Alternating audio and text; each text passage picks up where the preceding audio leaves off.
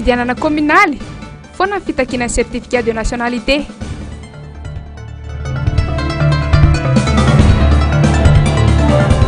Fiatriana fividianana TIM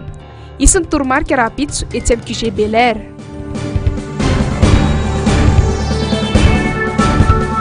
Tafapetraka ny atao taratasy firotsahako vidiana Anosiala Andoharano fotsy Tsiroany Mandiny. Arrivani zoma faharoapolo ny volana septambra taona 2024 manatra ny fiaravana tompo klasy sy tompoka vavy tonga soa atao anatin'ny fampalalam-baovao ny fahitalavitra MBS asaina iampanazany ianao anaraka ny fampalalam-baovao hatramin'ny farany. Ny raharaha fanliana ny kandida Marc Ravalomanana tsy ho ben'ny tanàna eto Antananarivo renivohitra no isataratsika ny fampalalam-baovao amin'izao hariva izao. Fanapahana tsy araky ny lalàna nono raisy ny voamera maleo tena misana ny fifidianana hoy ny mpisolo vava ny antokotiky Madagasikara manoloana ny fanliana ny Flora Ravalomanana tsy ho kandida amin'ny fifidianana ho ben'ny tanàna ny 2 Desambra izao. Tafapetraka androany maraina teny anivo ny fitsarana misana ny ady atao amin'ny fanjakana na ny taf ny taratasy fitoriana mahakasika izany izay tafiditra indrindra ao anatin'ny feptaona voalazan'ny lalàna raha ny fanazavana atrany fanadiadiana. Tokony hisy fitsarana manokana momba ny raharaha fanliana ny kandida Ravalomanana amin'ny fifidianana ho ben'ny tanàna aorian'ny fametrahana izao fitoriana izao. Tsy mifanaraka amin'ny lalàna ny fanapahana navoaky ny voamera maleo tena misana ny fifidianana ka antony nampakarana ny raharaha eny anivo ny fitsarana misahana ny ady amin'ny fanjakana. Ny lalàna raha teo no mametraka fa aorian'ny fanapahana avoaky ny seni dia manana 27 ora ny kandida avy amin'ny antokotiko Madagasikara ampakatra ny raharaha eny anivo ny ity fitsarana ity. Tafiditra tanteraka ao anatin'ny fehimpotoana voalaza ny fametrahana ny fitoriana. Ary tao anatin'ny fehimpotoana voalaza ny lalàna ny nametrahana izany zany ary ny zavatra hitanay dia tsy nanara-dalàna ny fanapahana zay nataon'ny senia no ny antony maro samihafa zay hoentina eto anatin'ny ty fitsarana ty zany araky ny lalàna.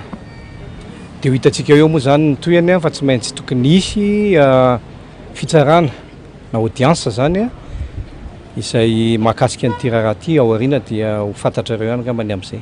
Misy tokony ho avelany fitsarana tribunal administratif zany andinika ampitoniana n'ilay zavatra napetraka zany hoe ireo le moyen zay nentinay zany izay farak'izay mitombona raha ny fahitanay anazy ary antenainay fa ahazo vokatra tsara zay ao anatin'izany raha toka misongadina tsara ny fandanjana ny lalàna. Zay ngambany no azo lazaina. Mazava ny voalazany lalàna amin'ny resaka fandoava-ketra tsy afaka takiana amina olon-tsotra ny etra ho anna orinasa iray ho nisy olom-bavambahoaka Antra Razavamanantsoa. Ny fahazahoana taratasy fanamarinana araketra ho an'ny telo taona farany ny taona 2024 dia midika fa ara-dalàna araketra ny filoha Marc Ravalomanana. Ny taratasy zay takina rehefa latsaka ho vidiana dia hoe mila certificat de régularité fiscale tsy amin'ny fotoana iny no hitakina hoe aloha avy ty etra ty fa matoa ianao mas certificat de régularité fiscale tamin'ny 2023 dia iny manambara fa en règle enao vis-à-vis an'ny administration fiscale nanomboka tamin'ny 2023 2022 2021 herintaona théorina dia tsy nisy zavatra niova tao anatin'izay ny lettre d'engagement zay nataony ny président Ravalomanana mitovy ny engagement zay nataon'ireo candidat rehetra tamin'ny présidentielle tsy mi-engagé afa-tsy ny tena ny aloha zany voalohany indrindra rehefa ohatra ny mandohetra zany dia personnel individuel ny etra zany tsy afaka misengagé ianao ho an'ny société tsy afaka mi-engagé ny personnalité morale hafa fa indrindrandrindra ao anatin'ilay taratasy ny soratany dia mazava tsara hoe manaiky ny andohany etra izy fa jusqu'à appurement des voies de recours. Dikan'izany zany hoe tsy hoe andohan'le vola izy fa mbola misy voie de recours marobe zay atao amintsika amin'ny teny zao ke eo anivon'ny fitsarana eo anivon'ny administration fiscale misy recours zay natao nisy opposition natao mahakasika ny titre de perception fa ny épuisement ny voie de recours mbola tsy vita. Ny voie de recours zany tsy vita 2 volana na 2 volana 3 volana mety amatonany courrier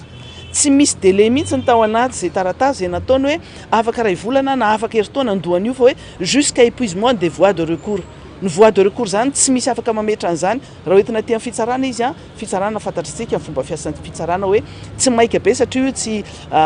audience tsy procédure bref délai fa arakaraky ny rythme n'le fitsarana anaovana anazy eo anivony administration fiscale koa toy izany dikan'izany zany hoe tsy mitombona mihitsy hoe satria lehilahy lehibe tsy mitana ny teniny mena izy efa nanao engagement fa ny engagement mitovy amin'ny candidat rehetrarehetra tamin'ny fotoana ny latsako filoham-pirenena dia miandry zay fotoana zay tokony anaovana an'izany fa indrindra misy contestation satria tsy hoe kena daholo zay tenen'ny administration fiscale hoe ity alohanao dia tsy maintsy alohanao misy ny anjarany fa misy ny anjaran'ny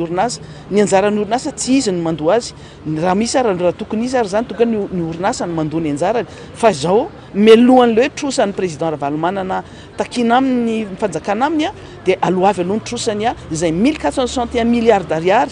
ananany fanjakana tsy manao geste nanao engagement fanjakana hoe andohany io mandrakitiny androany maninona tsy izay ny zavatra petraka aloha 125 milliards d'ariary ny takina aminy fa 1461 milliards d'ariary no ananany fanjakana raha tsy mety ny compensation amin'ny fitantanam-bola mpanjakana azo atao aloha mandohany aminazy dia avy eo ny rehefa voalohany anazy dia alohan'ny fanjakana dia samy miala arak'izany dia miandry ny fanapahan-kevitra ny eo anivony fitsarana amin'ny sanany adeloka amin'ny fanjakana ny rehetra fa efa mitona etsy amin'ny QG Bel Air ampandrana ireo mpikatroka teto Madagasikara itrotram-bavaka ny firenena sy ireo candidat ben'ny tanàna sy mpanolontsaina avy amin'ny antoko teto Madagasikara manomboka amin'ny 10 ra maraina fotoana ihany koa io andraisana ireo toromarika amin'ny fiatrenany fifidianana antsoina arak'izany ny tarika ny antokotima isaky ny fokotany ny mpikatroka sy ny mpanarady rehetra ary ireo olombafidy sy ireo candidat andray anjara amin'ny fifidianana ho avy io hiatrika ity fotoana ity fanadiadiny andro miaratina eo amin'ny sary sy ny ratsariny Mathieu Prince.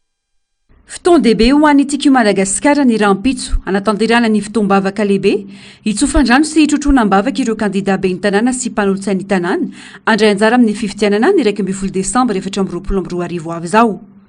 Anamarika ny fotoana ihany koa ny fandraisana ireo toromarika rehetra na ho an'ny candidat na ho an'ny mpikatroka ho fiatrana ny fifidianana kominaly. Ao amin'ny QG Bel Air ny fotoanantsika amin'ny 10 ra maraina fa misy feo mandeha hoe any Tanjombato sa toeranaiza ao Bel Air zany ao amin'ny QG. Antsona zany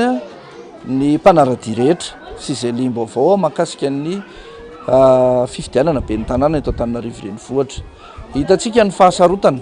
na ny ainan'ny filohan'ny antokotiko Madagasikara izay mirotsaka hovidiana ben'ny tanàna eto Antananarivo renivohitra izay mbola lasa miakatra any amin'ny raharaham-pitsarana ny dosie ankehitriny dia ilaina ny mampafantatra an'izany ho antsika mpanarady rehetra ary ilaina ihany koa ny miara-mandinika hoe inona ny paikady ahoana mbola zao foana ve ny ainantsika maninona moa ny candidat atsika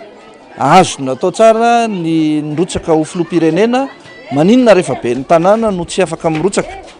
dia mila fandinihana zany ary mila paikady hoentina manoloana an'izany manoloana an'izay no mampivory ny mpanarady isika amin'ny toromarika ny mpanarady rehetra ny faharoa ihany koa iantsona ny candidat maire rehetrarehetra ny candidat conseiller rehetra ny antokotiko Madagasikara satria mbola nihitatra herinandro indray zao ny fametrahana dossier ary indrindra ireo izay manam-paniriana sy manana olana tao anatin'izay fikarakarana ny dossier zay dia antsona daholo isika ho amin'ny fotoana rapitso isy ny fotoam-bavaka itrotroana-bavaka ny antoko itrotroana-bavaka ny candidat ary indrindra itrotroana-bavaka ny firenena sy ny vahoaka malagasy ao anatin'izao fahasahirana izao dia isy ihany koa moa zany araka mahazatra ma fivoriana politika azy dia ny toromarika sy ny kabary politika izay atao amin'ny rapitso. Araka izany anomboka amin'ny 10 ra maraina ny fotoana etsy amin'ny QG Bel Air ampandrana iantsona ny rehetra na ho zava-dehibe ity fotoana ity indrindra manoloana ny zava-misy ankehitriny ny tonga miaraka raha toy ny fanombohana ary ny miasa miaraka ny fahombiazana.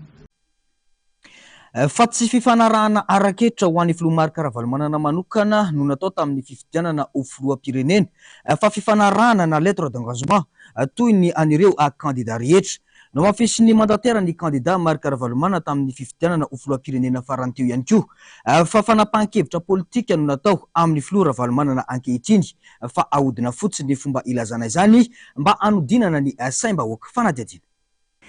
Nanamafy ny mandatera ny candidat Marika Ravalomanana nandritra ny fifidianana ho filoham-pirenena farany teo fa tsy nisy ny fifanarahana araketra natao araka ny filazan'ny ministry ny fitantanam-bola. Fanapahan-kevitra politika no zava-misy saingy inina ahodina ny resaka ho iatrany ny fanazavana. Raha mafisiko eto iny teny ministry iny hoe nanao lettre d'engagement za eto mbola samy manao fasafasy amin'iny ministry iny raha ilainy zany fa ny lettre d'engagement dia nataony ny candidat rehetrarehetra raha manana lanja manokana ny filoha Ravalomanana dia avoay oa le dossier iarahantsika mijery hoe tena engagé amin'izay lettre d'engagement nataon'izay ve izy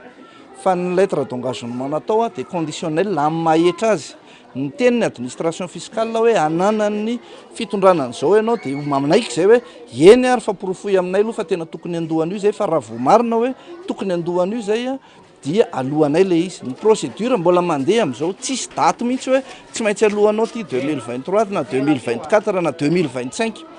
fa na ny procédure nahafahanareo ny lazara hoe anananareo troso ohatran'izao ny flora valomanana mbola tsy mitombona akory ary tsy manaraka procédure nanaovanareo azy ko maninona le olona nosakanana lazainareo fa tsy malohetra ary indrindra ihany koa vola tokony aloha amin'ny fanjakana amin'izany hoe orinasa ny flora valomanana zany tiana resaka orinasa ary dia lasa le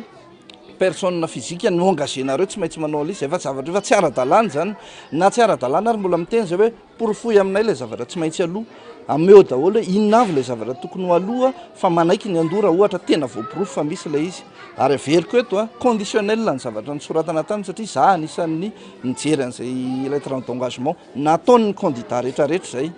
dia tsy mitombona mihitsy ny filazana fa noho izay lettre d'engagement zay a nitsona hafahana nanome certificat de régularité fiscale fa hamafisy koa resaka fanapahan-kevitra politika le izy satria mazava maninona afaka mirotsaka filoham-pirenena maninona tsy afaka mirotsaka ho ben'ny tanàna fomba entina anakanana ny filoha marikarahavalomanana tsotro zao no atao amin'ny fitakiana etra sarotra everina ny fahazahoany candidat marikarahavalomanana ireo taratasy fanamarinana araketra momba ny naha-candidat azy ho filoham-pirenena ny taona 2024 sy ny taona 2024 farany teo kanefa ankehitriny voalaza ny fanjakana fa misy etra tsy voaloha mbola izao fitondrana izao ihany anefa no nitondra indrindra fa tamin'ny fifidianana farany teo ny seny izao ihany koa no mbola nikarakara ny fifidianana tamin'ny fifidianana farany teo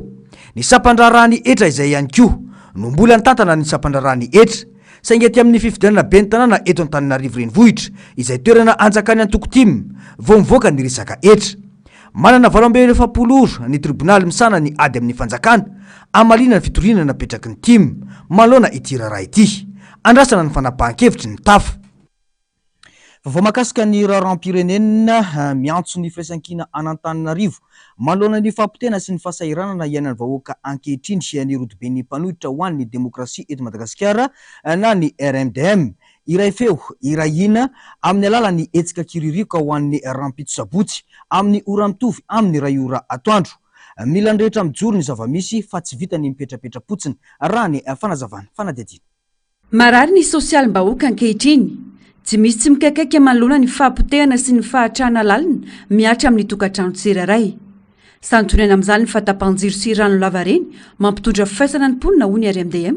kanefa tsy ahitam-baolana mandrak'androany fa vao maiky amin'ny mafy andro aman'alina mila mampitovy fomba fijery ny rehetra ka na hoetsika hitambarana anairana ny mpitondra manoloana ny zavamisy ndao ampitovy fomba fijerytsika ampitovy feotsika ampitovy ny fangatahana isika ho amin'ny zavatra marary atsika eto amin'ity tanàna Antananarivo ity miantso anao izahay manentana anao izahay ny rapitso amin'ny ray ora dia ampitovy isika hilaza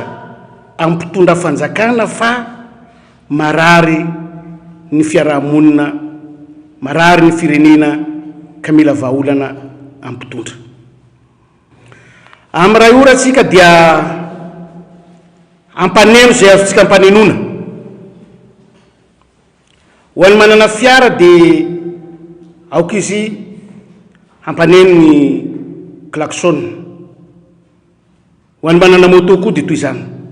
ao an-trano ianao tsy mampaneno ampaneno ny kirioka na ao an-trano na eny an-dalana na eny an-tsena na aiza naiza toerana misy anao zay azonao maneo azy raha afaka miteny ianao hainao manjary dia mitenena ampafantaro fa hoe tapaka ny jiro tapaka ny rano nony zahay tsisy ninina na ao anatin'ny vilia sy ny volaninay fitialana ndraikitra no misy raha toa tsy mamaly ny filana sy tsy mahita vahaolana mahalona ny zavamisy ny mpitondra fanjakany raha ohatra ka sanatiavina mifanohatra amin'izay no zavatra omeny mpitondra dia ambandoneny ny andraikitiny zany miala adraikitra ny mpitondra satria adidiny mpitondra no mamahana zany olana zany olany delestage zany ane ka eo ampelantanana mpitondra ny fahefany olany rano zany eo ampelantanana mpitondra ny fahefany ary zay fahefana any amin'izay no hitadiavatsika azy no anahiratsika azy sao de varina ry zareo fa mafy ny zavatra iainan'le vahoaka malagasy ka ankehitriny de antsoavo ny ataonay ampiray tanindrazina ndao re ijoro Antananarivo ary ijoro amin'ny firaisakina tsy vitany mitazana fotsiny ny zavatra iainana ankehitriny fa mitaky firaisana ndraikitry ny olo-pirenena rehetra tsy misy efa-tsy ny firaisan-kina ihany koa anefa no azona antoka ny ampahombina tsy ny tolony santatra fotsiny ity hetsika rahampitso ity fa itoy zany manerana nosy amin'ny fotoana mampety izany izay ny vaovao makasika ny fanentanana zay nataony avy eo anivony ny rodoben'ny mpanohitra ho an'ny demokrasia izay fa iverina vetivety ao anatin'ny vaovao ny tontolon'ny fifidianana isika foana ny fitakina ny certificat de nationalité any amin'ny antota-taratasy firotsahako fidina ho ben'ny tanàna raha ny fanovana atao anatin'ny didim-panjakana navoaka ny filan-kevitry ny gouvernemanta omaly ny dika mitovy amin'ny soram-piankonana na ny dika mitovy amin'ny karapanon'nym-pirenena certifié dia ampilazana fa mizaka zo-pirenena malagasy ilay mpirotsaka ofidina raha ny vaovao anisan'ireo fanovana nentiny teo anivony seny ihany koa ao anatin'izao fanalava-potoana izao ny fikarakarana ny antota-taratasy firotsaka ofidina ny fahafahan'ny kandida iray maka ny taratasy manokana eny amin'ny fitsarana misana ny adeloka amin'ny fanjakana raha toka tsy tafiditra ao anatin'ny lisy-pifidianana ny tenany ary iny no entin'ilay kandida na ny olo-pirenena anaovany didy eny amin'ny tribonaly ahafahana mifahazahoana ahafahany mahazo ny fahazahoan-dalana mampiditra ny anarany ao anatin'ny listra iray indao raha tsika ny fanadiadiany ando miaratina eo amin'ny sary sy rindrantsariny Mathieu Prince inandro tsy farana ny fepitona ny tarina naterana anatota-taratasy firotsahako fidina ho ben'ny tanàna vao miroso amin'ny fanovana ireo pitsopitsony amin'ny taratasy ilain'ny kandida amin'ny fifidianana ben'ny tanàna ny fanjakana raha ny vaovao nampitaina tamin'ny filan-kevitry ny gouvernemanta Omaly Ariva ny fanamorana ny fahazonany certificat de nationalité no novaina tao anatin'ny didim-panjakana ka nidika mitovy ny soram-piankonana na nidika mitovy ny karapanondrom-pirenena certifié dia efa ampy amin'ny filazana fa mizaka zo-pirenena malagasy ilay pilatsako fidina raha ny fanazavana ary mbola namafisy ny voamiera mahaleo tena misana ny fifidianana na ny senio tolakandro ka io didim-panjakana io dia manamarika zany ny famafoanana ilay taratasy fanamarinana maha olo-pirenena na ny certificat de nationalité izay alaina eny anivon'ny fitsarana verina amin'ilay voalaza tamin'ny lalàna teo aloha tany amin'ny taona 2024 zany ity fepetra momban'ny tota-taratasy ity tsy misy aneo fanamarinana maha olo-pirenena na certificat de nationalité ity nanamafy ihany koa ny seny fa zon'ny kandida ny manantona ny fitsarana raha toka tsy tafiditra anaty lisy-pifidianana izany hoe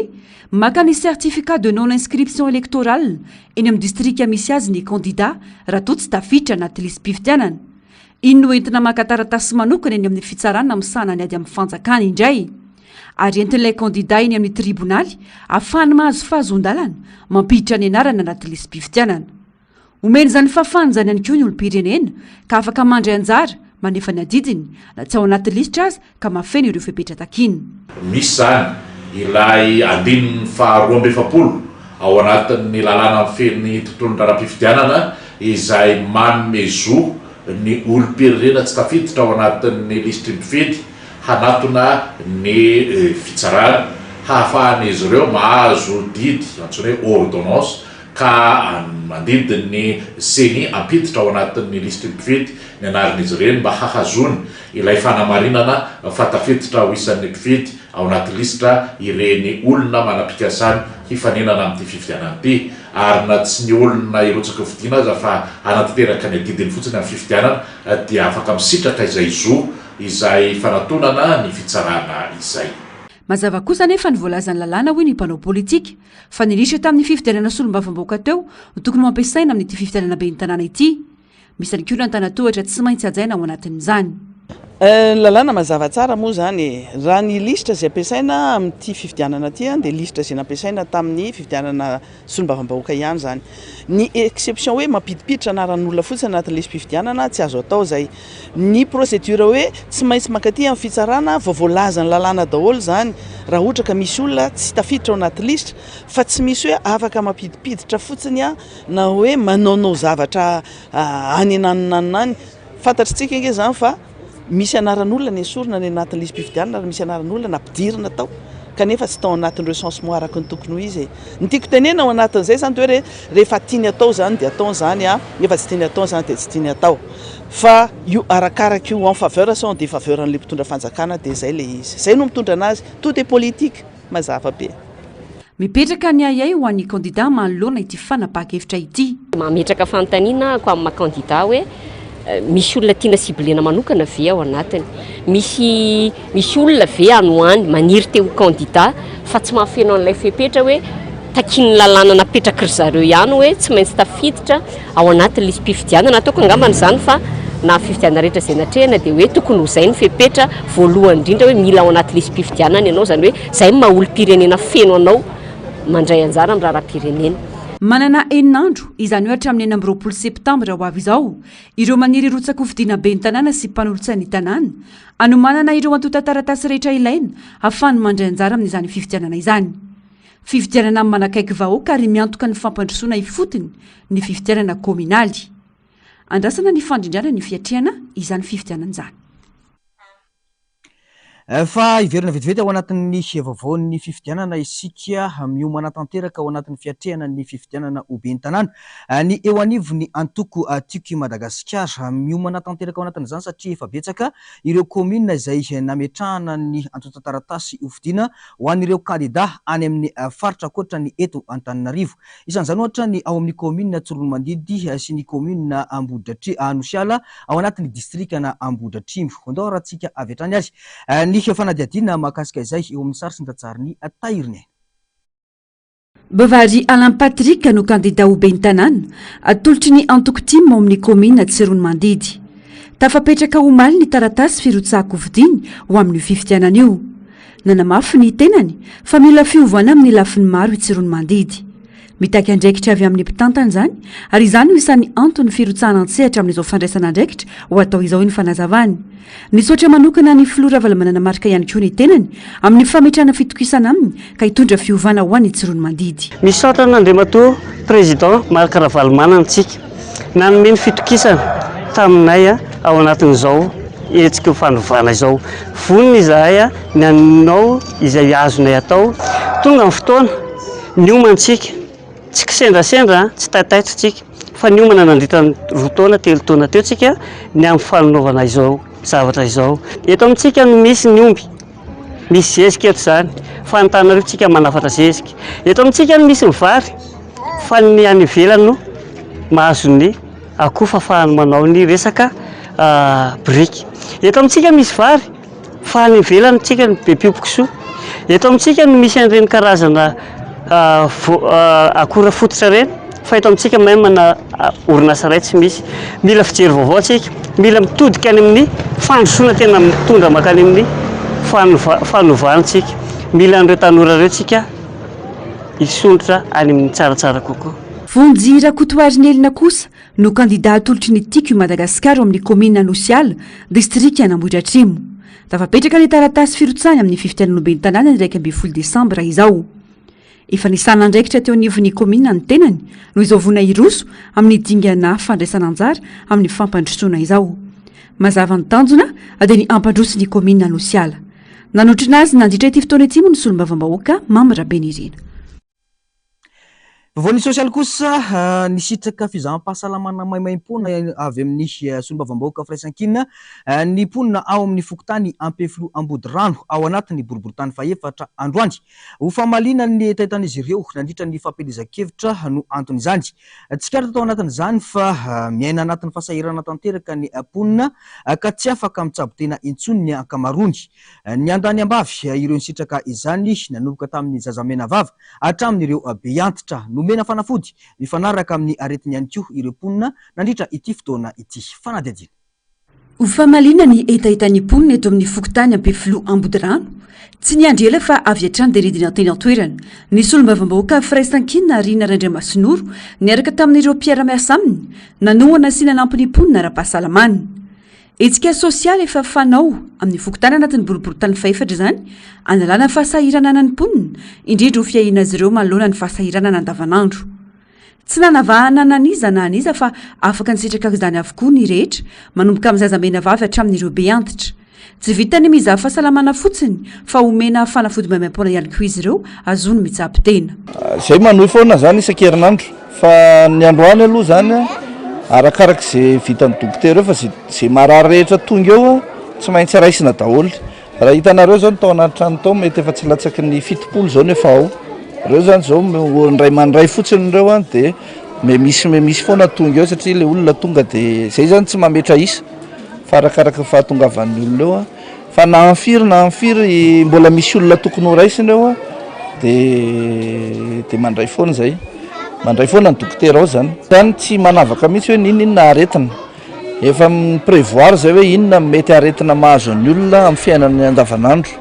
efa ao zany na mety hoe grippe kohaka ny tension ny resaka diabeta ny ankizy kely ny rehefa resaka hoe aretina zany fa ino moa zany misy any reny ny rehefa sendra mandalo ohatr' zao zay ka tena hoe ao anaty tena tsy fahasalamana fiain'ny olona dia tsy afaka tsabona aty intsony fa tsy maintsy alefa any amin'ny hôpitaly na alefa any amin'ny toerana zay misy fitsabona saza zay aretina zay matsiary ho afa-pahasahiranana ny mponina isitraka ety asa sosialy ity mavesatra ary mafo ho anisa-tokantrano mantsy ny famoam-bola raha tody tsy fahasalamana mifantoka betsaka amin'ny sakafo hoan'ny isan'andro sisa ny vola ampidiriny isan-tokantrano fa tsy mahavita ireo adidy sy famoam-bola hafa anykalasamban-javatra hatramin'ny fahasalamana izay antoko ny fahavelomana mbola hoe vita vitaina ny fanafody eny an-tsena kely satria fahefan'ny vidy amin'ny fiainana tsy araka tsony tompoko satria ohatra anazy ao za mpikaramamana salamba zao tonga mamonjy fitsabony zao isan'andro tompoko dia manafoana zarako ary nisy hoe tonga tetinareo afahako mitsabo ny tenako fa raha ny karama hitako tompoko isan'andro tsy mahavelona anay efa mianaka trano hoe tompoko kapoka ny vary efa arivo mahery ny karamako hitako isan'andro nefa tompoko tsy mahazo ny sakafo hohanina isan'andro akory arerahana hita tsy fahampitsakafo hita tsisy zava-banina tsony zany amin'izao andro zao tena sahirana surtout anay ponety amban-tanàna tena marefo na ara-pivelomana zany ety aminay tena marefo zay hoe faly zay rehefa misy mba tonga tsara sitrapo tonga manay ohatran'izao tsy maharaka amin'ny sehatra rehetrarehetra mihitsy moa zany ety matetika ety aminay tsy maharaka daholo zany rehetra hoe sakafo hohanina raha mety tsara fahasalamana satria fivelomana tena maivana daholo sarotra be ny andehanana hoe ho any amin'ny hôpitaly lehibe matetika koa ny olona ety aminay tena mifarak'izay matahotra miditra an'ireny toeran'ireny zavatra maromaro ihany nahazo anazy satria za efa marary vavony taizana aretina andolava moa amin'izao koa misy antonatry ny aretina ferifery kely tondray amin'izao mivatanay ety amin'ny faritra ivy ety dia aretina maromaro nyteneniny teo hoe ny vavony ny loha ny maso koa mbola mila miandriandra fiatsaram-piainana sy fanovana mafy ny mponina ety ambe filoha ambodirano tsy ny fahasalamana irery fa potraka mihitsy ny sosialim-bahoaka isan'izany fidiram-bola ny tsiraray ny tsy fandribalemana sy ny maro hafa asa mipaky amin'ny vahoaka tahaka izao no ilaina fa tsy vita ny sehoseho sy kobaka mbava fotsiny ihany nanamafy moa nisy olom-bavam-bahoaka ety antoerana fa tsy izany natreo ny hetsika fa mitohy isan-kerinandro eny amin'ireo fokotany maro mandrafitra ity boriboritany ity vao ny tsy fandriam-pahalemana kosa indray mirongatra ny asa ratsy toy ny fisolokiana eny amin'ny toby fiatotsonany ny taxibrosy etsy amin'ny fahasankarana amin'izao fotoana izao mikaikaika ireo mpandefa entana noho ny fisian'ireo mpisoloky ireo manao ny ataony ao anatin'ny na fandraisana anarana zany na any anatin'ny fiara iraisan'ny rehetra raha ny fanadihadiana tsy manatahotra na enatra intsony ireo mpanao ratsy manao ny ataony ireo olon-dratsy eny amin'ny fiatsonan'ny taxibrosy eny amin'ny fahasankarana mody manao sakaiza tsara izy ireo ka na ireo tompona ndraikitra aza tsy mahalala fa efa voahodina izy ireo ny entana voagaga ny rehetra tsy ny eny ihany fa hatrany anaty fiara fitaterana iraisana aza dia alainy ny entan'olona fa matetika ohatra zao misy olona andefa entana zao ny amin'ny faritra dia le olona eo fa manaraka an'ilay olona avy any amin'ny fividianana entana avy any mihitsy dia miaraka amin'ny olona miditra aty amin'ny gare routière dia miresaka amin'le coopérative izy na miresaka amin'le chauffeur dia misy le olona le pisoloky efa akaikiny le mpiasa baro zany efa tsy mahalala mihitsy fa ataony hoe mpinamana reo hoe olona anankiray mandefa entana dia mifanaraka eo zareo amin'ny andro vatra dia mandray resaka le olona pisoloky eo akaikin'le nama le tena tompony entana zany hoe mba lafo zany chauffeur fa mba ataovan'izao fa za mifiananganona alohanay otrany hoe lasa hoe mpinamana dia le olona koa tsy miteny le tena tompony le mpandefa lentana fa mahita le miady vatra zany dia manaiky le olona hoe eny ary ndao ary fa manaiky le chauffeur na manaiky le guichet tena secrétaire rehefa mivoaka teo nefa le olona reo miara mivoaka ndray zareo rehefa lasa dia iverina tapoka avy any le anankiray dia milaza hoe vente en ligne raha misy fa tsy raikitra ndray tsy mividy ndray zareo any amin'le faritra dia ajanona izy dia averina dia mamela le secrétaire na mamerina le chauffeur dia kanjo rehefa avy eo tonga any le tomobile dia miazo le tompony entana ahoana chauffeur aiza le entanay tombola tsy tonga teo entana iny teo le namanao ke miverina teo e naka an'le entany fa tsy alefa ndray ny entany tsy namako zany ino zay zany ny fisolokina ety amin'ny tobentsona fasankarana olona zany tena tsy olona ato anatin'ny gara mihitsy fa olona tena hoe tena zany hoe fa avolenta miresaka fisolokina zareo koa misy zavatra nitrangany zavatra misy voyageur maromaro dia misy olona andrasany dia ohatrany tokony tena fantatry ny olona mihitsy ty mbola misy olona andrasany dia miditra anaty tomobile izy miditra anaty tomobile izy zany dia aiza ihany ary zareo tsy tonga dia voyageur ohatry manantena hoe voyageur miaraka aminazy eo dia eo miandriandro eo dia mivoaka izy dia mifoaka entan'olona ohatry zany misy koa ny olona moa zany eto ohatra hoe misy avy any reny fourgon reny mitondra entana dia manao chargement apetraka eo dia misy olona tsy fantatra to dia mibata ny entana zay tratra ihany koa to dia batainy le entana dia lasa izy ny olona tsy mahalala fa atao hoe naman'le bagazista mibata entana tsy etianitra zany fa natsainy amin'ny makia hatramin'ireo gara rehetra efa misy koa ny fepetra ny raisin'ireo tompony andraikitra sy ireo mpitandro filaminana manoloana izany zava-misy izany raha ny fanadihadiana natao lafomba vao afatanteraka kosa ny taona raika amin'ny 2019 tany Royaume-Uni no noforon'ny Eric Morley ny fifaninanan'ireo tovavy tsara tarehy sy tsara bika indrindra maneran-tany na ny Miss Monde voalohany indrindra tsy latsaky ny 2020 ireo mpandray anjara tamin'ity fifaninana ity isan-taona ho an'ny Madagasikara manokana dia nanana solotena isika tamin'ny andiany faraika amin'ny fitopolo teo ho an'ny fifaninanana amin'ny heritaona ihany koa dia anana solotena ihany koa isika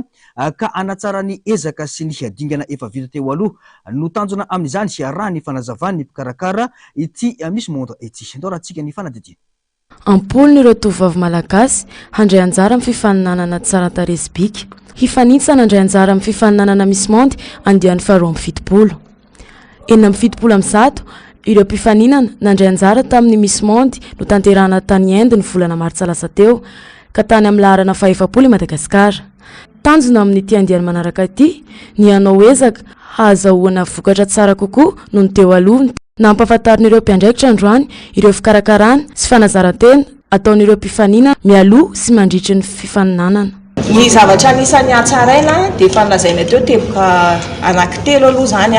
satria amenany note daholo ny zavatra rehetrarehetra atao any na ny web designer iny zao natsaraina hoe isakinao faritra dia efa misy styliste mampiakanjo izy faharoa ny fanatsarana natao ihany koa dia ny pendant zareo anatin'le villa pendant une semaine atao ao le karazana challenge zay isany Miss World zany hoe efa eo zany izy dia efa miomana hoe misy any misy beauté pour cause ao zay efa fantatra moa misy any koa ny challenge sport ao be dia be ny fiarahana fahaiza-miaina sy ny sisa fanampiana sy famolavolana ireo mpifaninana ahaizany maneho ny maizy azy indrindra ny fahaizany maneho ny mahamalagasy azy eo anatrehan'izao tontolo izao sy ireo mpifaninana aminy targetra amin'ity Miss Monde andiany faharoa amby fitopolo ity raha ny fanazavana 50% ihany koa avatsy aminay mpikarakara 50% avy any amin'le misy tsy mionona fotsiny zany hoe natsaka ny ivelany fa le anatinao vonona ve enao hiatrika an'izany fifaninanana izany vonona ve ilay olona hitondra hoe zako malagasy ny amoakan'le mahamalagasy mihitsy zany tena tanjontsika eo anatin'izay zavatra ohatra ny ahoana ny culture atsika ohatra ny ahoana ny fomba atsika manana région atsika maromaro samy olona ray mitondra an'izay zavatra zay fa ahoana ny anehoana an'izay zavatra zay ao anatin'ilay izy fanamby lehibe ho an'ireo tompony andraikitra sy ireo mpifaninana ny ahazony lentambony kokoa hitondrana avo ny fanevany Madagasikara amin'ny fifaninanana Miss Monde 2020. eo ny maresaka iraisam-pirenena kosa vesatra ho an'ny fiarikarenana ao Etats-Unis ireo mpitsoponenana. Fikambanana tsy miankina iray no miezaka manome tantsoroka ireo mpitsoponenana afrikanina tonga any an-toerana amin'ny alalan'ny fambolena ao neospure. Lalana iray manampy amin'ny fizakantena sy ny fahaleovantenina ara-bola sy fambolena ny ary manamora ny fampidirana ireo mpitsoponenana ao amin'ny sehatry ny asa ity etsika ity raha ny fanadihadiana Livano Menjanary eo amin'ny saritsin-datsariny ny aro-tanjona. Nomena toeram-pambolena sy fiompiana ireo mpitsoponenana afrikanina tonga ao New Hampshire ny fikambanana ho an'ny fahombiazan'ny mpitsoponenana sy mpifindramona Organisation for Refuge and Immigrant Success no mikarakara izany mba hahafahan' ireo mpitsoponenana ireo mamboly voankazo legioma amidy amin'ny tsena ao an-toerana ny vokatra ary manampy azy ireo hananany fidiram-bola ara-dalàna. Mpamboly tsy miankina ireo mpifindramona ary miara-miasa amin'ny fikambanana Oris ahafahana izy ireo manana tanjona vaovao izany hiditra ao amin'ny fiarahamonina ary iaina nofinofiny hoy tao Memsgi taleny tetika asa fambolena maharitra Mariana moa fa efa niasa tany amin'ny firenena ny aviana ankamaroan'ireo tantsaha ireo ny alohan'ny hifindrany tany Etats-Unis. Tapitra ny fampalalama voantsika tompoko lahy sy tompoko vavy tamin'izao ariva izao mankasitraka anao nanaraka izany hatramin'ny farany isorana koa ireo teknisianina nampitany sary sy ny feo tamintsika tsirairay avy tany veloma tompoko.